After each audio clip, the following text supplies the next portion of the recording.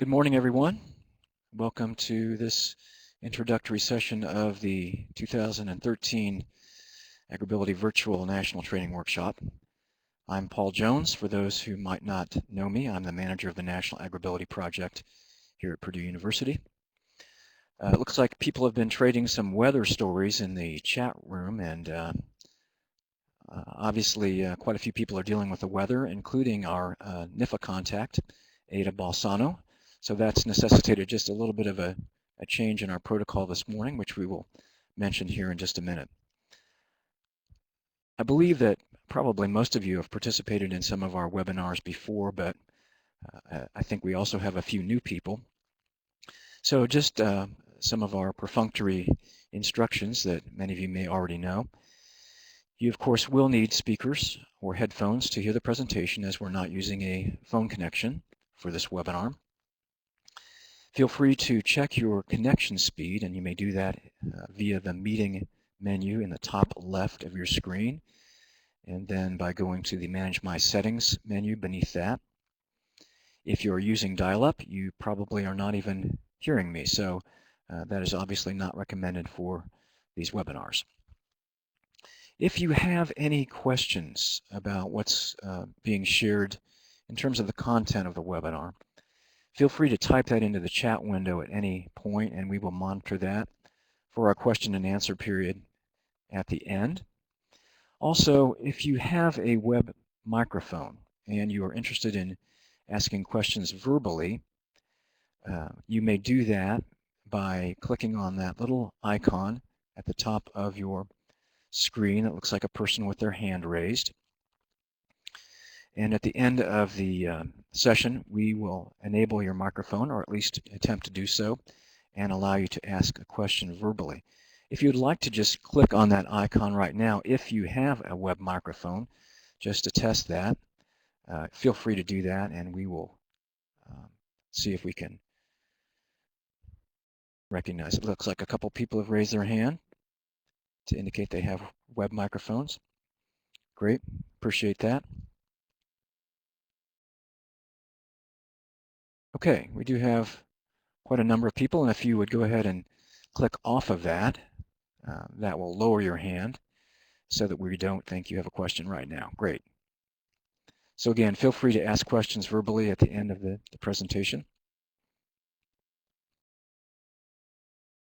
As normal, we'll do our 4 quick poll questions at the end, and we are recording all of these sessions for this virtual conference and archiving them on our website under the online training and virtual NTW link.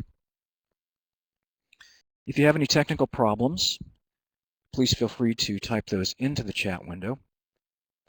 And if for some reason you're not able to use the chat window, then just email us at agrability@agrability.org, and we'll be monitoring that email account during the presentation in case your screen freezes up and you're not able to use the chat window.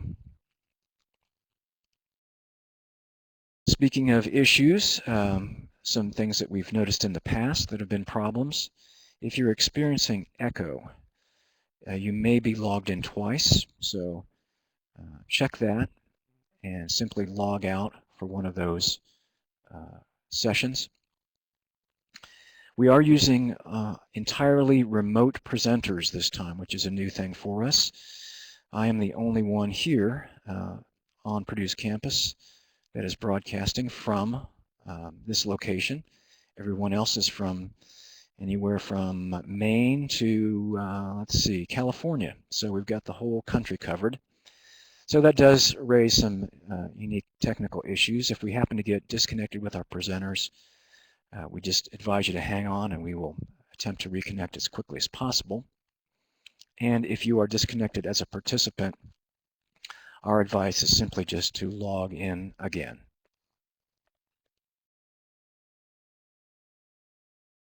Now it looks like from our attendee list that everybody, or most everybody, is an AgrAbility staff member or has some affiliation, but we do have a few people that I don't recognize right off the bat. So some of you may not be as familiar with AgrAbility. We are sponsored by the U.S. Department of Agriculture, and every AgrAbility project is a partnership between a land-grant university and at least one disability services organization. From the current, most recent round of grant competitions, we now have 20 projects that cover 22 states, as there is one regional project in addition to the state projects, and that regional project covers 3 states. There's one national AgrAbility project, and that is led through Purdue's Breaking New Ground Resource Center. And we have several partners on our grant, including Goodwill of the Finger Lakes, the Arthritis Foundation, Heartland Region, and our evaluation team, which is a combination of staff from the University of Illinois at Urbana-Champaign and Colorado State University. For those that are not familiar with our website, please visit us at www.agrability.org for a variety of resources that may be helpful to you. Just a quick review of this particular conference for those that may be new to AgrAbility since the last time we've held this, or that may have never participated in this before. This is actually the second of our annual web conferences. The first was instituted last fall and was done primarily because we were shifting the date of our annual face-to-face national training workshop. It had normally been held in the fall, and we were moving it to the spring because of the grant cycle that we operate on. So we thought we needed to have some type of event in the fall in order to connect with our staff members from around the country. And during our annual evaluation, which we'll talk a little bit about also today, it was indicated by the state and regional AgrAbility project staff members that they would like to have this event continued, even though we did have a national training workshop in the spring. So that's why we are meeting this week.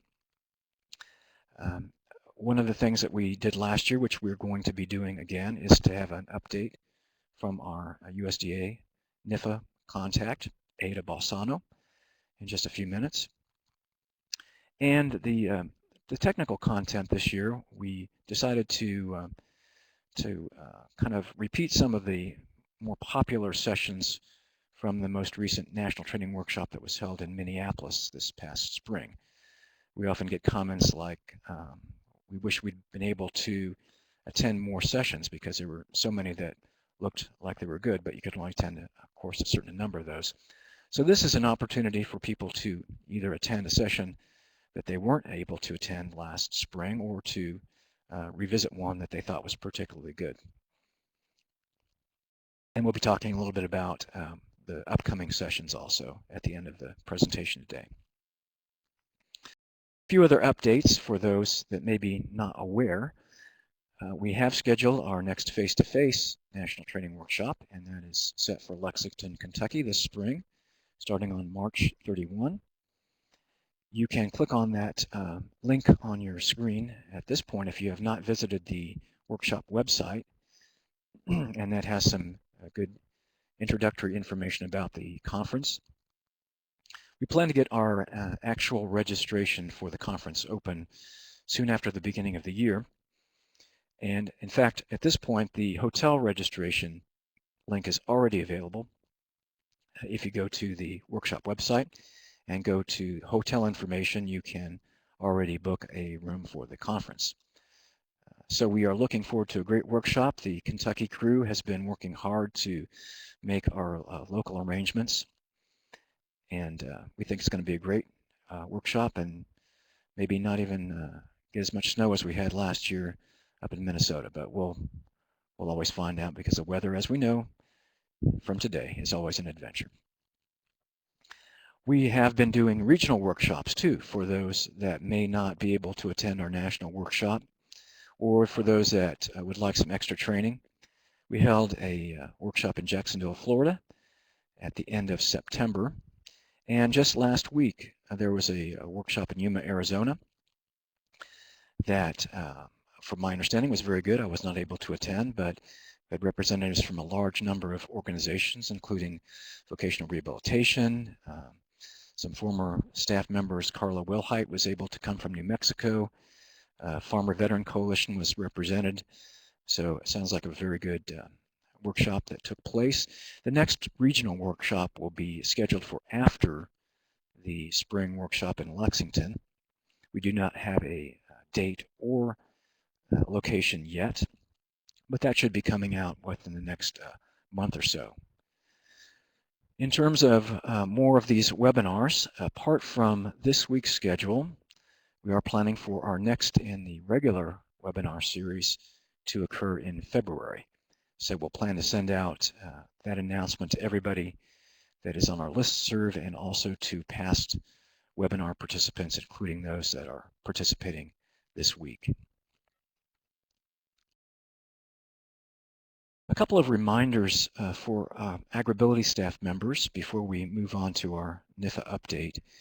We do have a all-staff call web meeting next Tuesday, the 17th, and that's at 3 p.m. Eastern Time.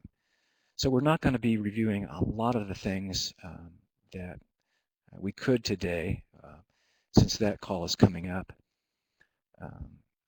One of the main things we're planning to talk about next week is to review our annual needs assessment final report that was recently tabulated by the University of Illinois. And so we'll go over the results of what you told us were important to you. We'll talk about what the national project has or is planning to do in response to any comments or suggestions or criticisms. And we'll also talk about the upcoming version of this annual staff needs assessment, which should be available for you to start completing after the beginning of the year.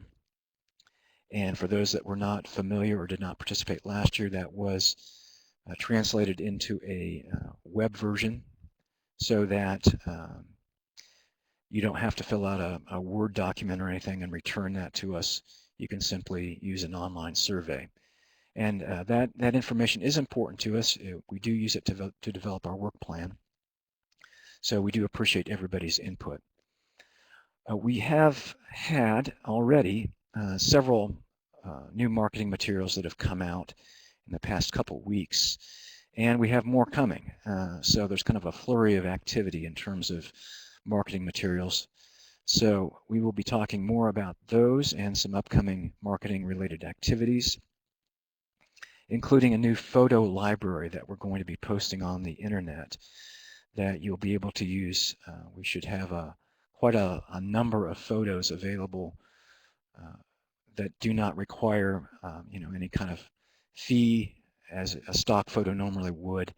They do relate to disability in agriculture, and we know that's something that has been requested by our staff members for a while, so we're able to provide that. Again, hopefully we'll get that up within the next 2 weeks. We're just in the final selection process for what photos we're going to be putting up there. Cliff Raz, our IT specialist, has been working hard on that, along with other activities, including our toolbox. And I would like to just recognize him and also Kate Ham here on our staff that have been very active in adding products to the online Toolbox Assisted Technology database. We have well over 1,000 products. If you've not visited that, you can go to agrability.org/toolbox and find just a variety of helpful products that are useful not only for somebody that has a significant disability, but just for somebody that wants to make their agriculture or gardening or lawn care easier. We're getting more products that are just simply handy, so please feel free to visit that and check out some of the new additions. In fact, we're going to be launching a new module that will be visible on both the homepage of the website and the homepage on the toolbox that lists some of the most recently added products. So you will know some of the new ones that you can take a look at if you haven't yet seen. Another thing for AgrAbility staff members is, I'm sure many of you are aware that there will be an RFA. At least that's the expectation, of course, from NIFA coming up. And AIDA will plan to talk more about this during her presentation, but there are 14 projects up for competition. That's by far the largest number that we see in this competition. One thing to remember in the RFA, it does state specifically that you should be having at least one person from your university and one person from your nonprofit disability partner organization attending the National Training Workshop. So don't overlook that. That is important. And we do want everyone represented at our workshop. It's an excellent opportunity for people to network as well as acquire new information. For those also that did not participate in the fiscal sustainability webinar this past fall, that has been recorded, and you again can click on that link directly now or go to the archives. And as was discussed and has been talked about, excuse me, many times, it's important to, I guess you could say, diversify your financial support and not simply rely totally on your federal funding, because as we know, that can go away at any time for a variety of reasons, either through the competition or through issues on the federal budget. So if you want some ideas in terms of how to broaden your financial stability, your base of support, there are some great suggestions made in that webinar through several state project staff members. So please, if you have not reviewed that, that would be a great thing for everybody to check out. At this point, I'll pause just briefly before we start our next session with Ada Balsano, and I'll pull up her presentation. If you do have any questions, you can feel free to type those in now, or if you would like to raise your hand and ask a question, we will do that.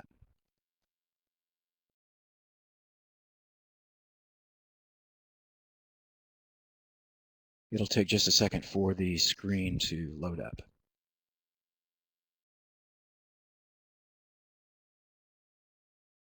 Okay, I have Ada's PowerPoint up now, and so I'm going to disconnect my webcam and microphone, and Ada can connect her microphone. Because of the inclement weather in Washington, D.C., if you have not heard, all the federal offices are closed. So Ada was gracious enough to work out the technical means for broadcasting directly from her home this morning. However, she does not have the same technology available that she does in her office, so she will only be communicating to us via microphone. She doesn't have a webcam available, but we were able to check out that connection, and it sounds like the microphone is working well. So we will turn things over to Ada.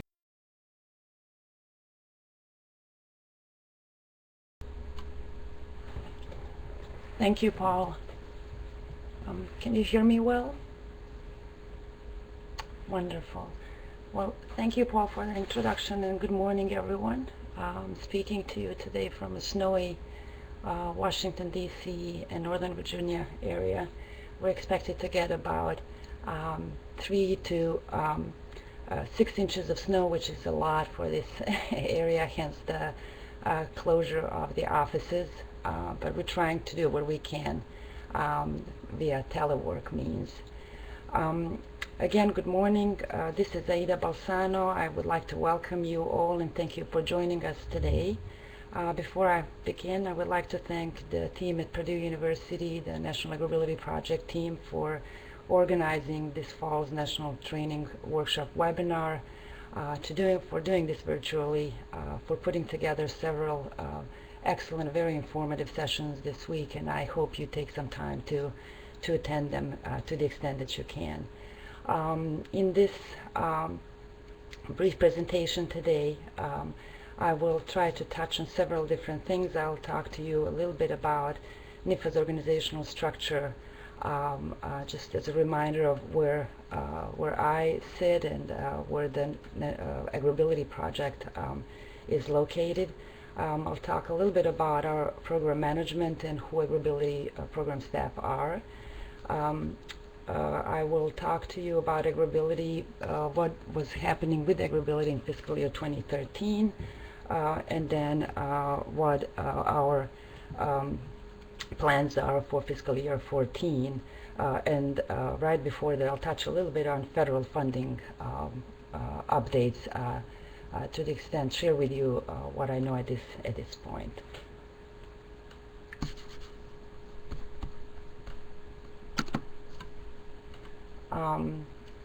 I bring greetings to you from the U.S. Department of Agriculture, National Institute of Food and Agriculture. I'm situated with the Division of Family and Consumer Sciences, which is in a sub-institute of Youth, Family, and Community. And as you can see under the welcome, the tagline for our division is strengthening families, farms, communities, and the economy. The vision of Family and Consumer Sciences focuses on what we call human dimension of food and agriculture, and it uses that to address priority issues through scientific research and through application, strategic partnerships, extension education, and the preparation of the next generation of professionals in human development field in general, and then in family and consumer sciences field specifically.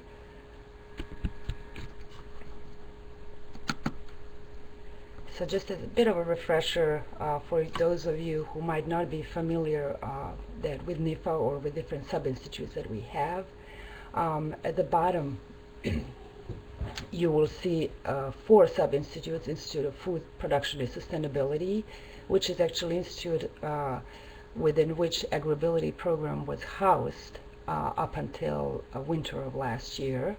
That institute still shares some of the oversight and leadership for the AgrAbility program.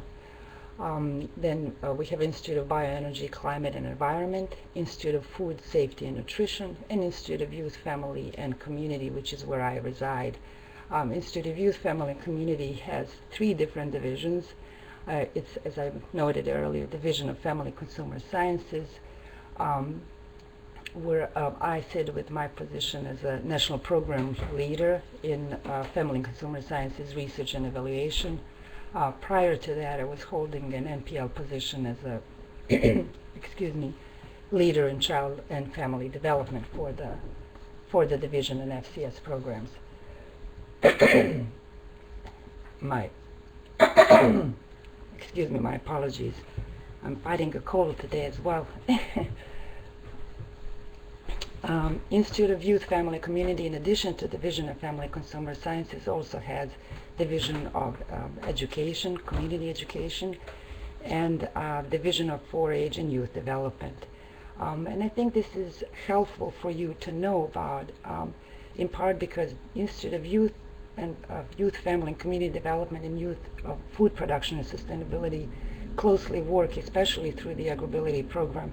And so resources that these different institutes, sub-institutes have, or different programs that we have, we feel to a great extent might apply to some of the work that you're doing. And so I would encourage you to check what both institutes have that could support and further enhance what you're doing in the area of AgrAbility.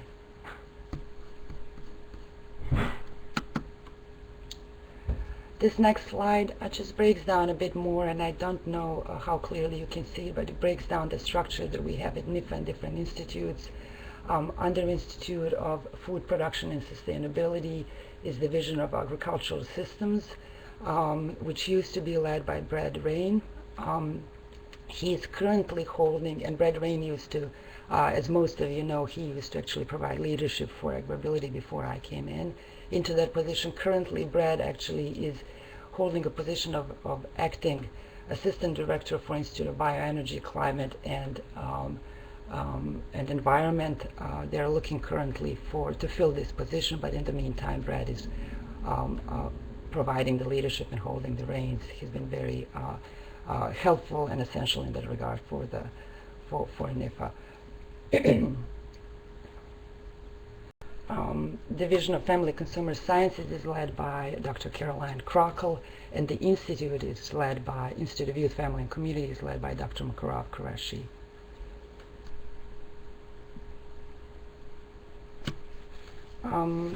Just to briefly highlight again what we have at the Division of Family Consumer Sciences that might be of interest to you.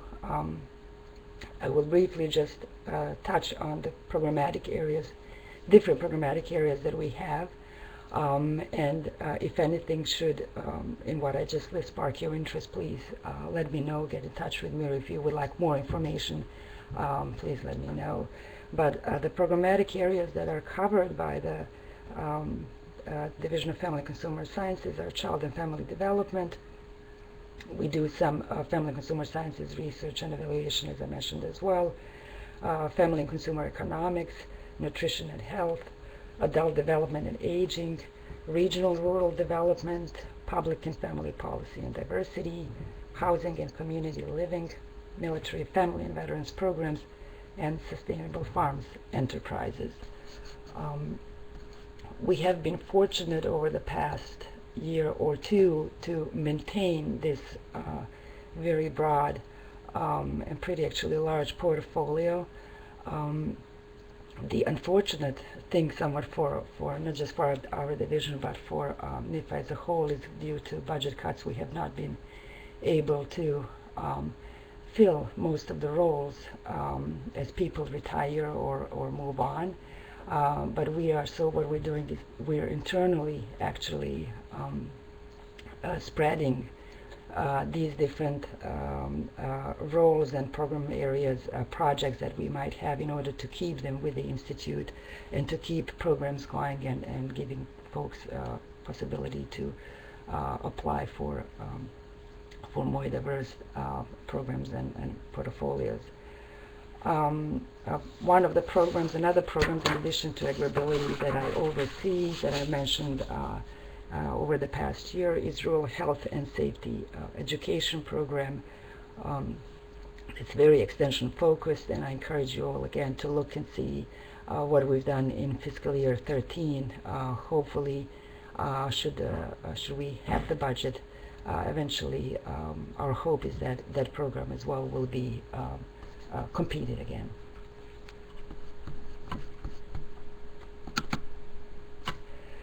So who is on the AgrAbility staff? In addition to me as a program leader for the AgrAbility program, we have Dr. Dennis Abudagi. He is with the Institute of Food Production and Sustainability, Division of Agricultural Systems. Dennis serves as a national program leader for small farm research and extension program development. And through partnership and collaborative efforts with our Langman University partners and other stakeholders, he works on small farms and ranch issues and concerns, which include formulating and guiding broad-scale efforts to assist small farmers to improve their income levels and to improve the economic viability of small farm enterprises. We are very fortunate and pleased to have Dr. Abudagi be with us on the AgrAbility team. His special focus is 1890s land-grant institutions, and with his efforts we're hoping to increase the presence of 1890s and their involvement with the AgrAbility program. On the program support side, we have Alexandra Lexi Wilson, who some of you probably interacted with in the past, and then Jason Boehm, who has been working closely with me this past year. Jason will have to move to some other programs with his obligations, so he's going to be taking kind of a secondary program specialist role as it comes to AgrAbility, but Alexandra Wilson in a way is going to be my right hand.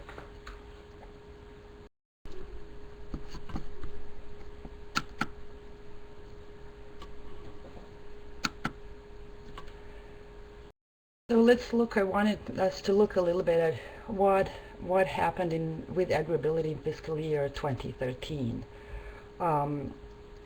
In 2013, NIFA awarded close to $3.8 million to support, excuse me, to support AgrAbility projects. We were able to support 17 state regional AgrAbility projects that were eligible for continuations. We were able to support 3 new AgrAbility projects.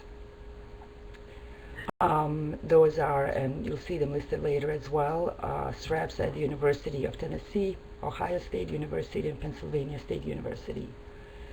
And then we were able to also support National AgrAbility Project as a continuation award for them as well.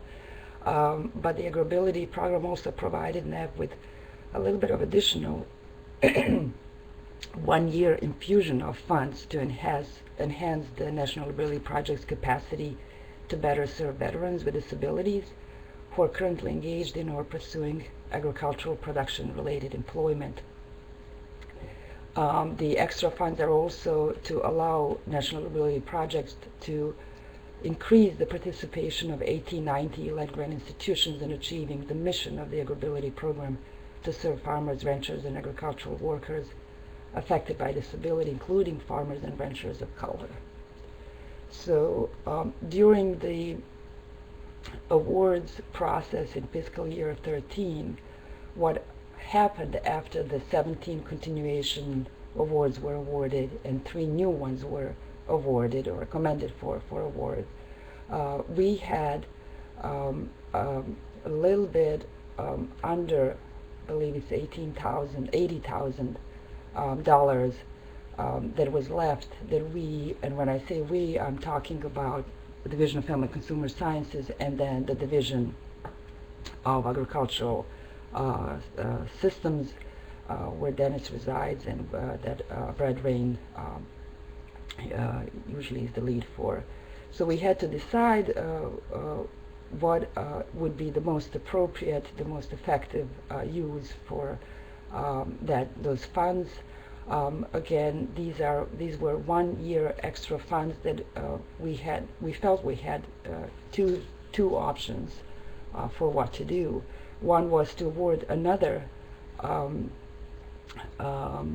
state or regional AgrAbility project award, or to actually use those funds and to allocate them to the National AgrAbility Project for the National AgrAbility Project to do very specific work for us for 1 year. The reason we decided not to go with awarding funds to a new AgrAbility project, state AgrAbility project, was because of the concern that once we have an AgrAbility project that's showing up as being able to run annually on as little as $80,000, that there might be an impression that actually moving forward, that is what these AgrAbility regional and state projects should be receiving. As you already know, especially those of you who are now in 3rd or 4th year of your AgrAbility state or regional projects, as you know, the funding has been somewhat decreasing because of the budget cuts that we've had on this end. And so we did not want to create an AgrAbility project or support one that would be required to run and successfully run to that on inadequate funds. So it was decided that the National AgrAbility Project, as I said, will receive this one-time infusion of about $80,000 to do this work that's very closely related to veterans and 1890 institutions, and in the process, of course, to help state and regional AgrAbility projects to enhance their outreach and efforts as relates to veterans and 1890s institutions.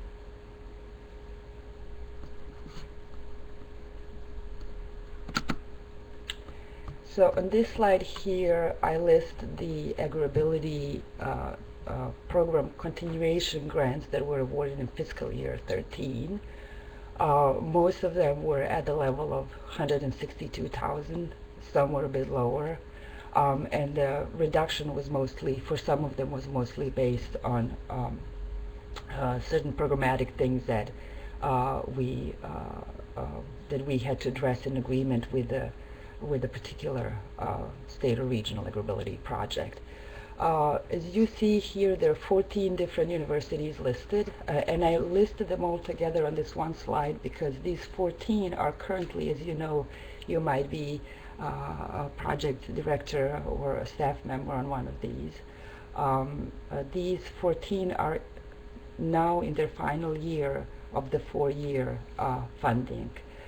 So what that means is that you might be in the position where you're considering, if you're one of these institutions, one of these AgrAbility projects, that you're considering reapplying for a new 4 years of funding.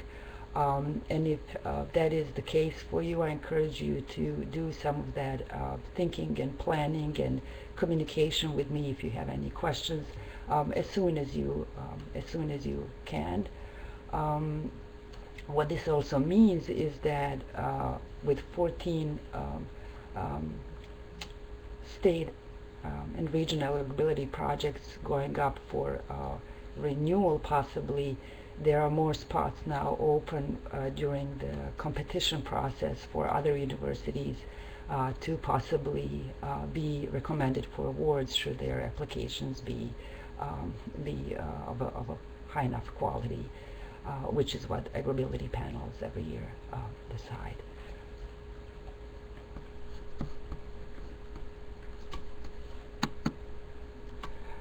Here's a list of the continuations. Purdue University State AgrAbility Project, North Carolina one, and the University of Vermont. They're not entering their final year. They still have at least 1 or 2 years of the AgrAbility funding from their the 4-year award agreement that they were given. And then at the bottom, as the last bullet point, you see Purdue University with its National AgrAbility Project, and the funds indicated on the PowerPoint reflect both the funding that was agreed upon and allocated to them for 1 year of funding, plus those additional funds that I mentioned earlier of about $80,000 for fiscal year, for this new fiscal year.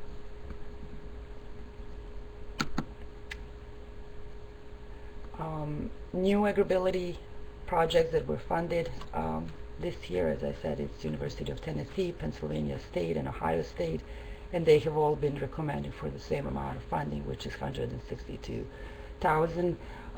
Originally, I believe in the RFA, I think we might have indicated that the funding would be at the level of $160,000 for 1 year per year.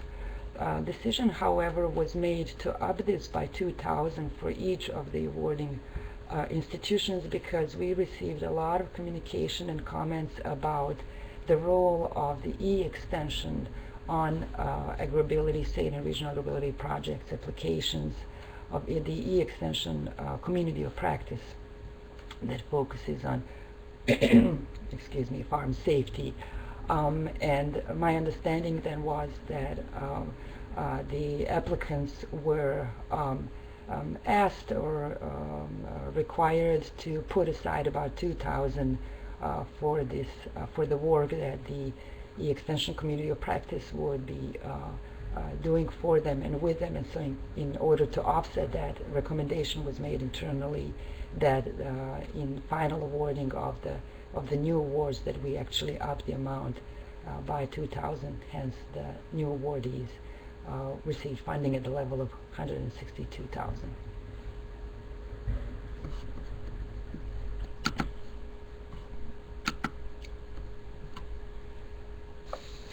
So what is currently also happening in terms of other funding updates? What's of importance for us at USDA and at NIFA as we're trying to plan fiscal year 14, of course, is to look at what's happening with continuing appropriations resolution. As you know, the United States government operates on a budget calendar that runs from October 1st through September 30th. And each year Congress has to appropriate a specific amount of money to fund each department, agency, or program. And this money may not be used until it has been appropriated for a given purpose.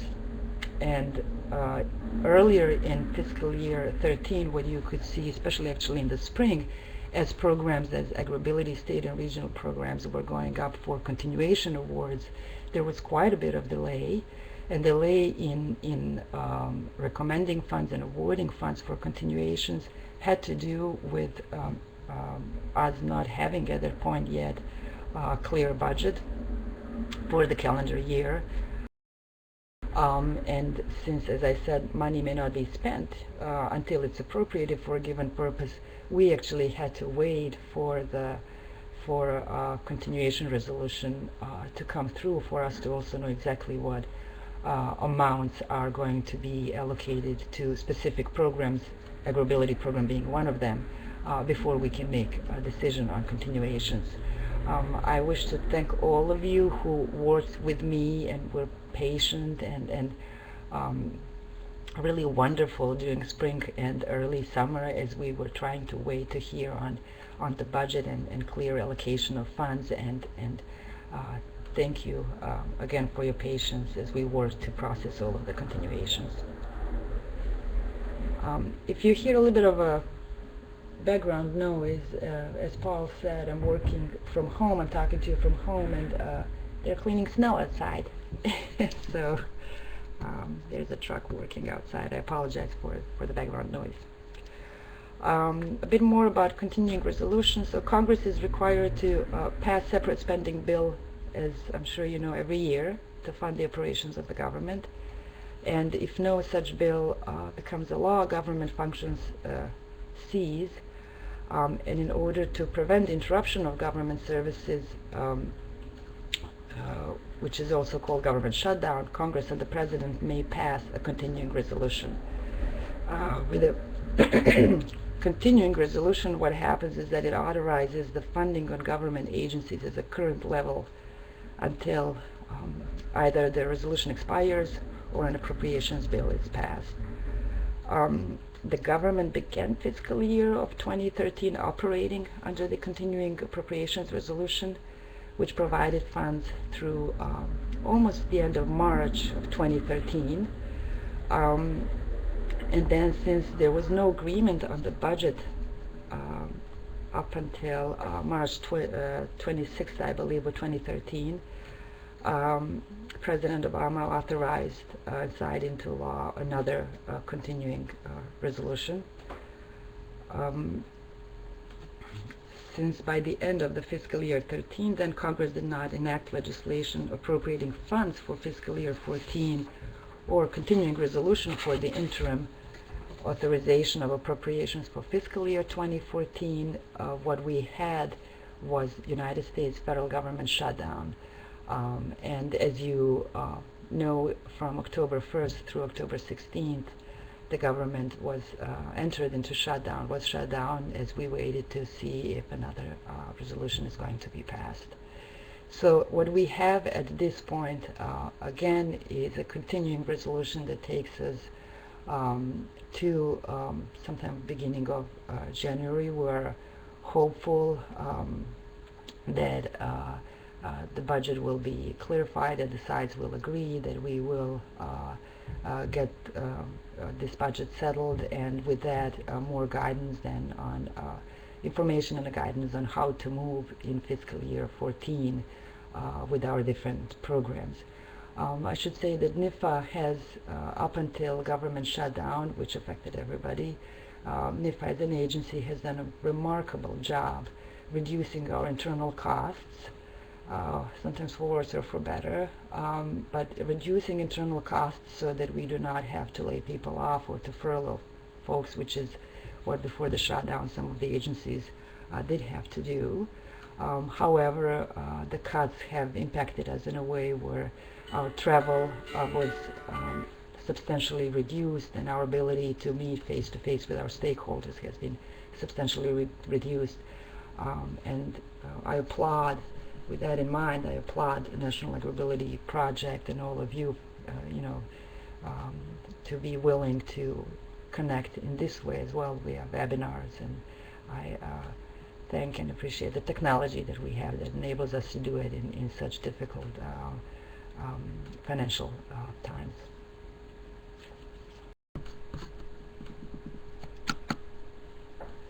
Another thing that's, or topic that's of importance for us at USDA, of course, is the Farm Bill. As I'm sure most of you know or might know, every 5 years the Congress considers a bill, commonly known as a Farm Bill. A Farm Bill authorizes funding for most federal farm, food, and nutrition programs. One of those nutrition programs that you might be familiar with is the Supplemental Nutrition Assistance Program, also most often being referred as the Food Stamps Program. Last Farm Bill was passed in 2008, and the new Farm Bill was supposed to be passed then in 2012, but it hasn't. So since it wasn't passed in 2012, an extension of the 2008 Farm Bill was passed in order to provide time to pass a full bill and to prevent an increase in prices of certain goods, such as, for example, milk. A version of the bill was reintroduced in the U.S. Senate in May of this year, after which further considerations then started on the Farm Bill. The Senate passed the new Farm Bill in June. However, the House of Representatives rejected the bill. The funding cuts to the Supplemental Nutrition Assistance Program were also rejected by the House.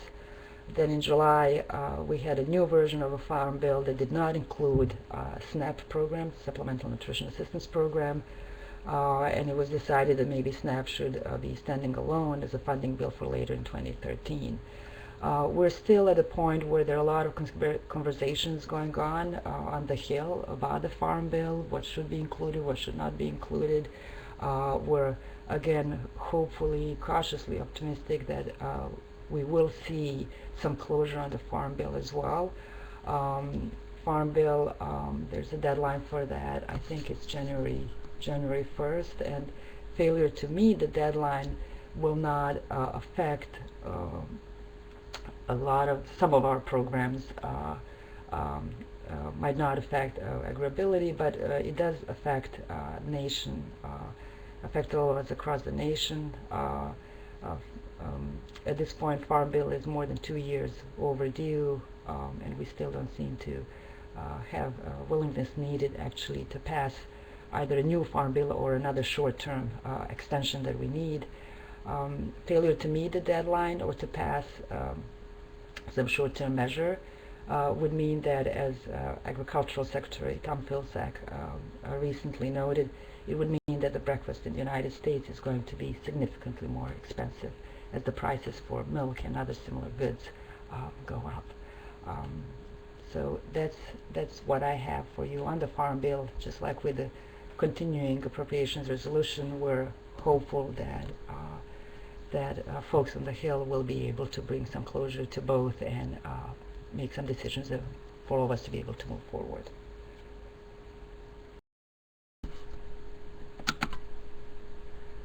So briefly now, I also wanted to talk to you about, in light of all of these delays with funding for us at NIFA, we have to move forward with planning, with putting things in place.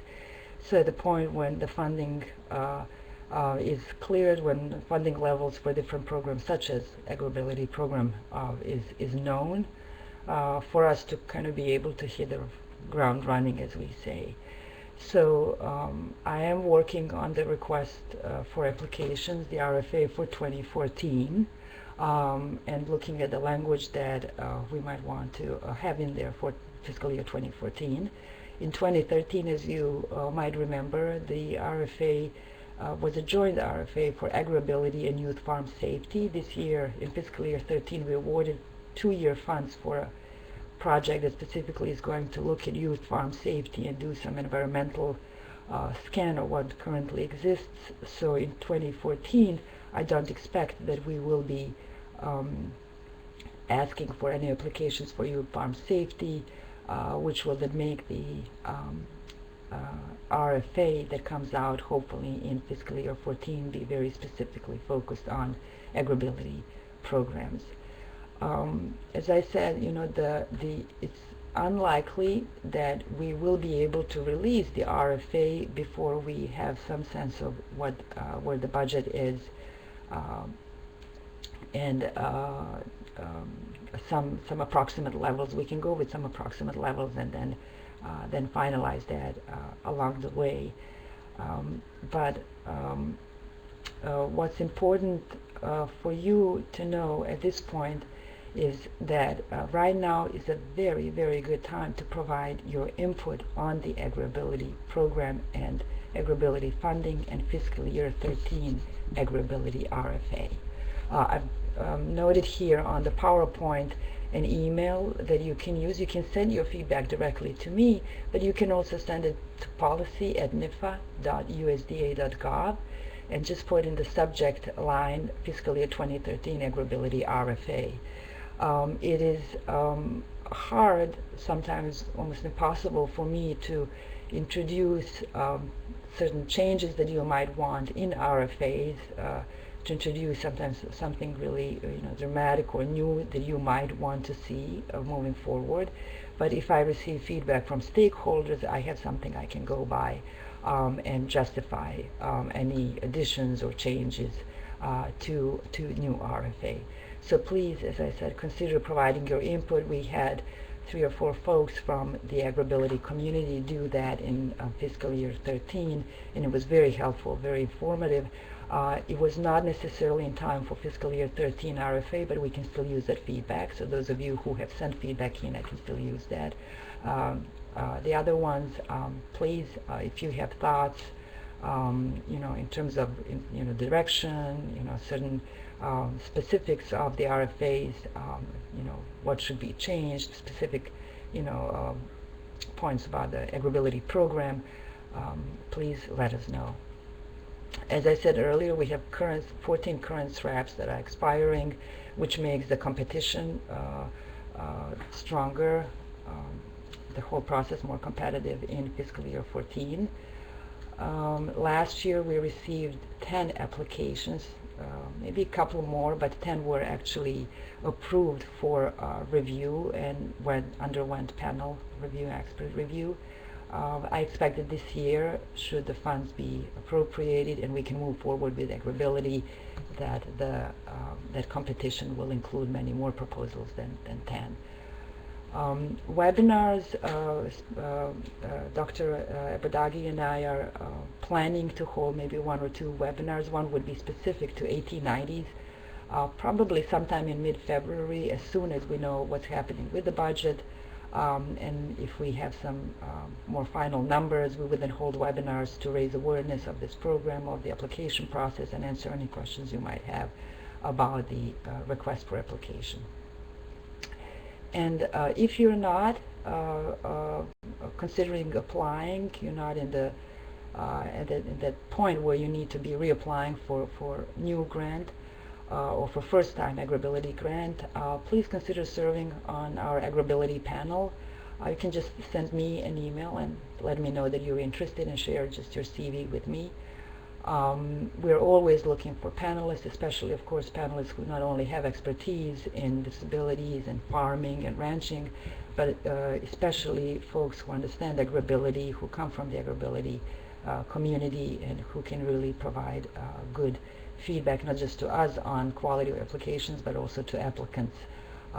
It's very helpful to all applicants, especially, of course, those who do not get recommended for funding in the end, to get really good review and to understand and know how they can improve their application next time around.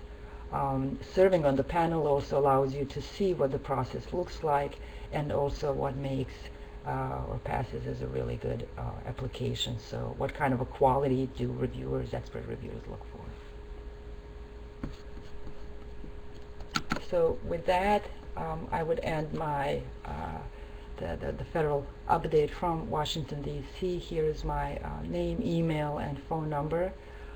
Please stay connected. Let me know your thoughts on the program, concerns, issues, and help you on this end to address those issues and bring them up before the folks who, if I'm not able to, folks who might be in a better position to make decisions that will positively impact the AgrAbility program.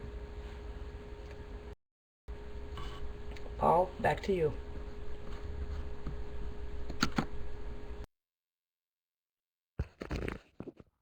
Thanks very much, Ada. That was very helpful. I'm sure the State AgrAbility projects really appreciated that information.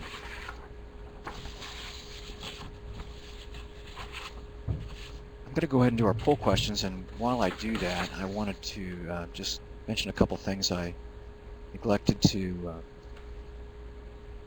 mention before in terms of the National Training Workshop. This first question asks about your professional affiliation. You could fill that out.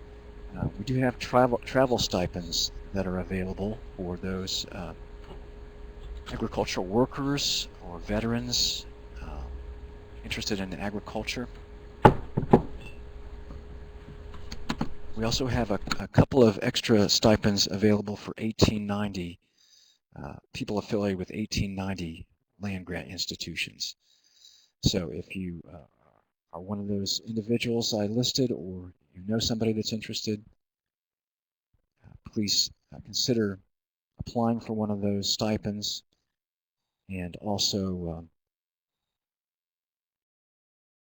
visit our website for application materials. Now, second question I've got asks about the information that was shared today. If you could let us know if you found it to be valuable and if it met your expectations. Also, for those that are interested in possibly making a presentation at the NTW in Lexington, I believe there is presenter proposal information on the website. If not, you can contact me and we can get you one of those presenter application forms if you would be interested in making a presentation. Okay, thank you for your input on that poll question.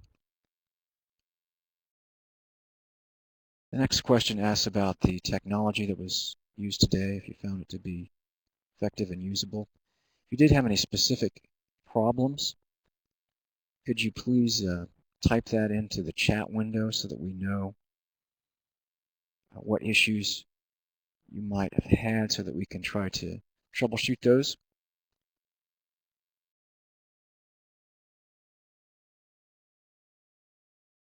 Okay, it looks like most people got along pretty well. Broadcast those results quickly. And our final poll question is, again, just one of our standard questions that we always ask. You could tell us if you, based on today's session, if you would attend another session in this series. And speaking of other sessions in this series, I would like to just remind you that we have an excellent presentation scheduled for this afternoon at 3 p.m. Eastern Time, and that is by Carrie Ebert, and she's going to be talking about some alternative production strategies for individuals with disabilities. And this was actually the most requested session in our pre-conference polling by far. So Carrie has a lot of excellent ideas that you may not have thought about that could be options for somebody with a disability, some innovative ideas. She's got a lot of great photos that illustrate those ideas. So this would be a great one for you to participate in. So again, same time, same place, 3 o'clock this afternoon. And hopefully we'll have another good turnout. We had I think, an excellent group today. So we are ready for questions and answers, and we have some that were entered through the chat window. Again, if you would like to ask a question verbally, just go to that top icon with the raised hand symbol, click on that, and we will activate your microphone. At that point, a new icon will appear on the top bar of your screen that it looks like a microphone, and you will need to click on that in order to actually activate and make your microphone audible. So at this point, I'm going to turn things over to Ada again for the questions, and I'll turn my microphone and webcam off.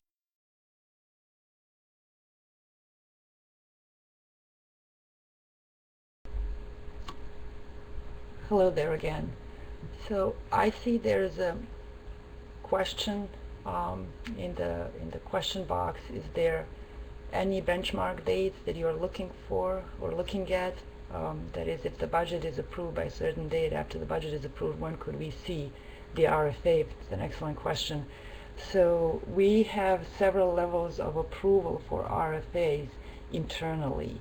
That usually takes us about a month and a half up to 2 months to get an RFA all the way through the process. So at this point, I'm looking at, and this is, I'm sharing with you what I really know at this point, right? I'm trying to see the RFA written up and wrapped up by mid-January. And then we'll need to get folks internally to the administrators to approve it, and then it goes for approval to the undersecretary. So should the budget be approved, and we have some clear picture of the budget by end of January, let's say, I expect that about a month later you should see an RFA come out. That would be really the optimal for us.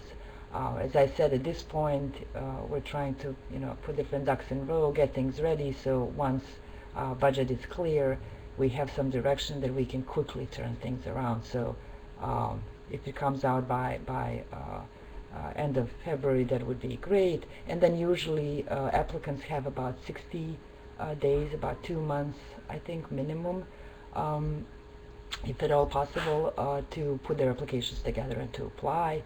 And then shortly thereafter, we would have a panel.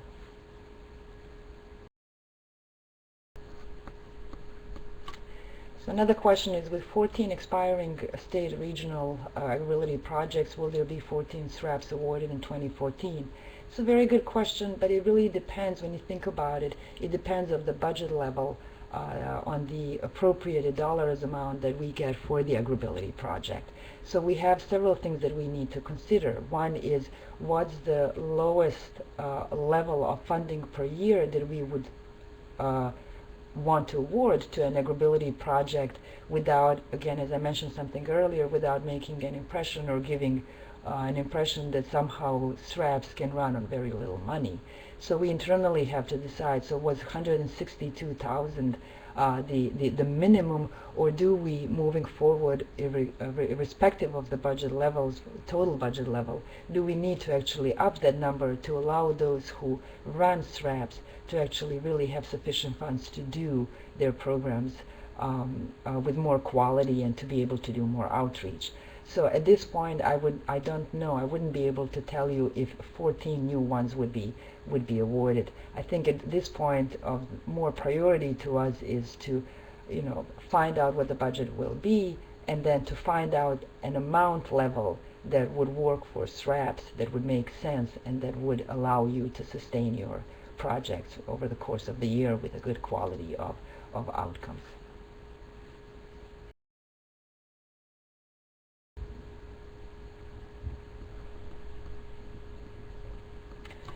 Yeah, another question, if there is another government shutdown in early 2014, will that further delay when the RFA comes out? It would. It's very unfortunate, but it would. During this previous October shutdown, when we were actually not working for almost 3 weeks, there are very strict regulations on what national program leaders or any other federal employee can and cannot do during that period. And so we're not allowed to do any work, which would mean that myself or any of the administrators are not allowed to push any legislation or not legislation, but any of the RFAs forward. So whatever we're able to get done before possible shutdown will bode well for if there's a shutdown once everything opens up, offices open up, for us to be able to then just quickly move forward. Hence this pressure for us internally, that's somewhat self-imposed as well, to see these RFAs drafted as soon as we can, definitely before early 2014, if at all possible. Does AgrAbility include 1994 land grants with the 1890s? It does not at this point. We would like to see, and we would like to encourage applicant institutions to partner with 1994s and to partner more with 1890s. At this point, institutions eligible to apply for AgrAbility funds are 1862 and 1890 land grant institutions.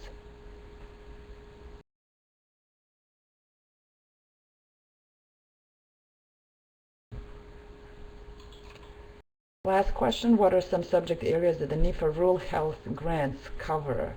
So one that I mentioned to you earlier in the presentation, which is rural health and safety education, we have had folks who, we have had a grantee who was looking at, for example, agricultural safety and looking and asking for funds to do extension outreach and a program in that area.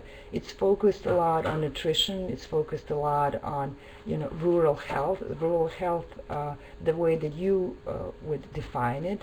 I always say to prospective applicants, just call me, let's talk about it, and then it's upon you to figure out a good way to justify why certain topic is a topic that is a topic, rural health topic.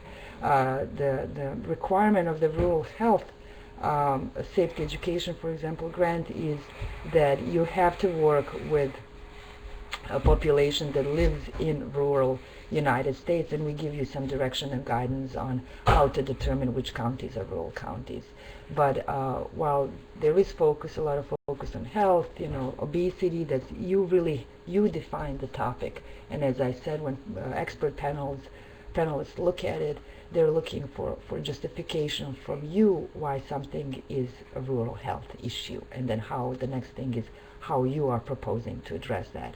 So in that sense, what you're doing with AgrAbility, some of the work you're doing AgrAbility would apply there. You could not, however, ask for rural health safety education funds to fund AgrAbility project because there would be too close of an overlap, and the panelists might then refer you to the AgrAbility RFA. But if you have any questions about rural health and safety education, which we hope as well that it will be hopefully available in fiscal year 2014, please just give me a call, email me, and let's talk about it, and let's see what you might have in mind.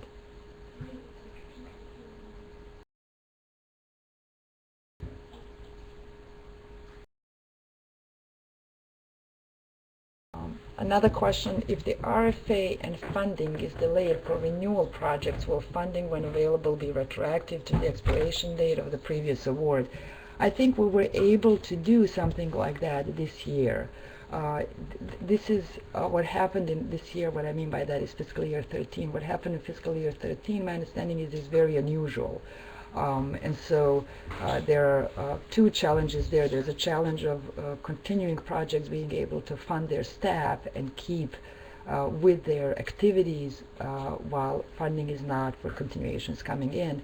But I believe that those of you who are currently going to be in the like renewing your funding as continuations, I believe that you are coming up for renewals later in spring, possibly early in the summer. And so I'm optimistic, though cautiously, always got to be cautiously optimistic, that the budget will be cleared by then, and we should be able to then process your continuation applications by then. If it doesn't happen, there should be need to be some retroactive funding to cover the activities that you delivered.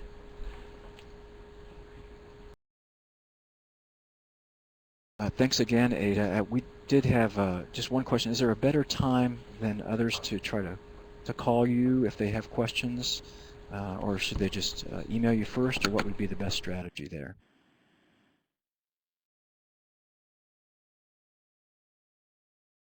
Is your microphone enabled right now, Ada? I think maybe you turned it off.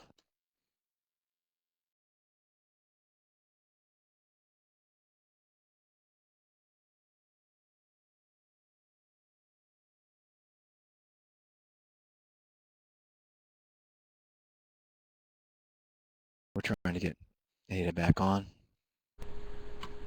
Okay, I just unmuted my phone. You muted. Yeah, the question was, is there a better time than others to try to contact you or call you, or what would be the best strategy if people have questions about the RFA? Sure, sure. So, the best time is, well, I'm not at the office, good question. I'm not at the office on Fridays. But anytime Monday through Thursday, you should be able to reach me. Email is the fastest way because email allows me also to check we have our Blackberries with us, and so I'm able to check my messages if we're in meetings or outside internal or external meetings. And so if you're just looking to set up some time to talk to me, the quickest thing, the best thing to do is email me. And then we'll set up some time. If you have some thoughts that you want to share with me before we talk, by all means, feel free to write them up and send them my way. But anytime between now and sometime in January, this is the good time, the best time to start talking about AgrAbility. Okay, great.